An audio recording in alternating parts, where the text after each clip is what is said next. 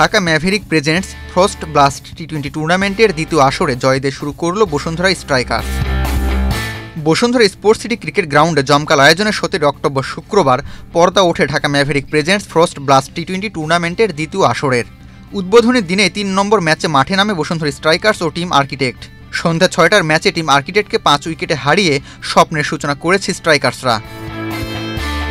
10 দলের অংশগ্রহণে আয়োজিত এই টুর্নামেন্টে গ্রুপ এ থেকে বসুন্ধরা স্ট্রাইকার্সের নেতৃত্ব দিয়েছেন শেজাদ আকবর সোবহান, যিনি এর আগে বাংলাদেশ প্রিমিয়ার লিগ বিপিএল-এর 11তম আসরের প্লেয়ার্স ড্রাফটে সর্বকনিষ্ঠ ডেলিগেট হিসেবে ক্রিকেটার বাছাই করে ইতিহাস গড়েছিলেন।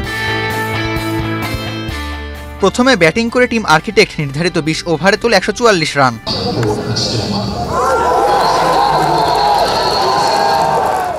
বসুন্ধরা স্ট্রাইকার্সের হয়ে দুর্দান্ত বোলিং করেছেন টিমের কাপ্তান লেগ স্পিনার শেজাদ আকবর সোবহান। এলবিডব্লিউ ও স্ট্যাম্পিংয়ের মাধ্যমে 2টি উইকেট শিকার করেন তিনি। 145 রানের লক্ষ্য তাড়া করতে নেমে শুরু থেকেই নিয়ন্ত্রিত ব্যাটিং করে বসুন্ধরা স্ট্রাইকার্স। নির্ধারিত সময়ের আগেই 2 ওভার হাতে রেখে 5 উইকেটের সহজ জয় নিশ্চিত করে মাঠ ছাড়ে তারা।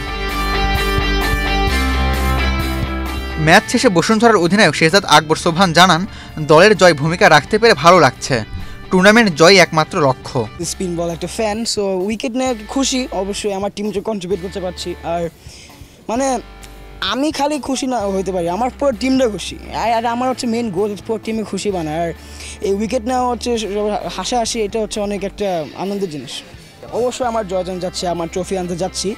আমরা অনেক কষ্ট করে আমরা ট্রেন করছি, এটা হচ্ছে আমরা মাঠে খেলতেছি, আর আমরা অবশ্যই চাই ট্রফি আনতে।